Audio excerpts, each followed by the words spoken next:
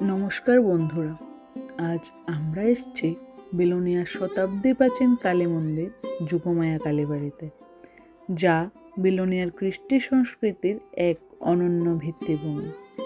1889 খ্রিস্টাব্দে তৎকালীন জমিদার গগনচন্দ্র মজুমদার এই মন্দির প্রতিষ্ঠা করেছিলেন। কথিত আছে, মায়ের এই বিগ্রহ পূর্ব পাকিস্তান অর্থাৎ অধুনা বাংলাদেশ থেকে এনে জমিদার মহাশয় আমাদের শহরের এই প্রান্তে প্রতিষ্ঠা করেছিলেন। যোগমায়া কালীবাড়ি শুধু একটি ধর্মীয় স্থান নয়, এর আষ্টে পৃষ্ঠে জড়িয়ে আছে বিলোনিয়ার বিলোনিয়া হয়ে ওঠার গল্প। আর এই ইতিহাসের সাক্ষী স্বয়ং মা যোগমায়া।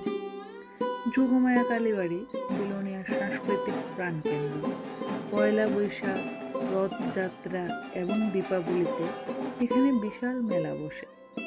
দীপাবলির মেলা বিলোনিয়ার বড় মেলাগুলির মধ্যে একটি। আর শারদোৎসবের দিনগুলিতে মন্দির প্রাঙ্গণ যেন হয়ে ওঠে মেডক স্কোয়ার। এই মন্দিরের দুর্গাপূজাও 100 বছর পার করেছে।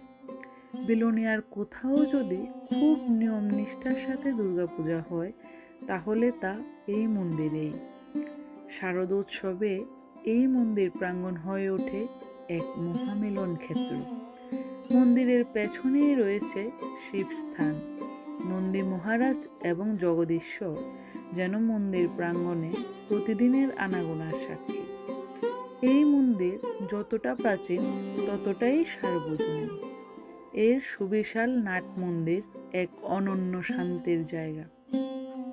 বিলোনিয়ার দর্শনীয় স্থানগুলির মধ্যে যোগমায়া কালীবাড়ি নিশ্চয়ই অন্যতম একটি ডেস্টিনেশন।